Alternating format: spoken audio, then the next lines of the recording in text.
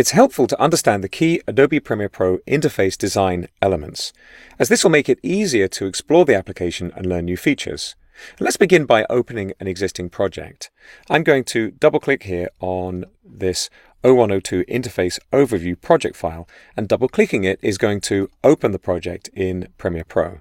The first thing I'm going to do here is make sure I'm in the editing workspace. Now, a workspace is really just a preset layout for the application. I'm going to move things around a little bit here. I've got a number of different panels that I can work with. I'm just going to shift these around in a really noticeable way so that it's easy for you to see the difference. And right at the top of the screen, I've got this word editing, which is the editing workspace. We've got a number of different workspaces for different purposes: color, work, effects, audio, and so on. Now let's say I know that this workspace is wrong. I'm going to click on this menu right next to the word editing, and I'm going to choose reset to saved layout. And that's going to put things back the way they were. I recommend that you go through this process at the beginning of every workflow that you follow, every tutorial that you watch, every book that you read on how to use Premiere Pro, because you'll find that pretty much all of the lessons that you see will use the default layout so that people can follow along. Now, on the subject of panels, I want to draw your attention to this blue highlight outline. Right now, the timeline panel is active. That's where you build sequences and make movies in Premiere Pro. Now, if I click at the bottom left, the project panel is active. Depending on the active panel, you'll find that you get different menu options and things will work a little bit differently in Premiere Pro.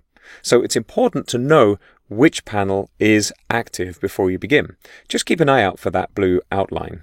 Each panel has a name at the top of it. Right now, I'm in the project panel. Next to the name, you'll find a panel menu, just like the one we used a moment ago to reset our workspace. This menu is called the panel menu, and it gives you options that relate specifically to that panel. It's important to be clear about which kind of menu you're looking in. Here, I'm looking in the panel menu, but you'll notice, for example, on the timeline, there's a wrench icon for what's called a settings menu. In both cases, you're going to see options that relate specifically to the panel you're clicking on. Where you see the name of a panel, in this case the project panel, it's referred to as a tab. So here we've got the tab for the project panel. Now I'm clicking on the tab for the media browser. Again, it's good to know the name of that because if you look up tutorials, you'll find that these different name headings are referred to as tabs, and now you'll know where you're looking.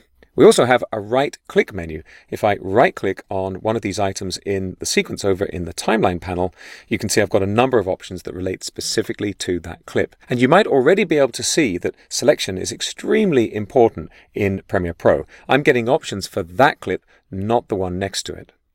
Every panel in Adobe Premiere Pro is listed in the window menu. So if you're ever hunting for a panel, don't worry about it. Just look for it on this menu and it'll come up when you select it. Here, for example, I'm choosing the media browser, and now the media browser has come to the front. Even though it was kind of already displayed in the interface, it was hidden behind the project panel, which I'm going to go back to right now. So now I'm going to go to the File menu. I'm going to choose Close Project. And that's an overview of the key design elements in Adobe Premiere Pro.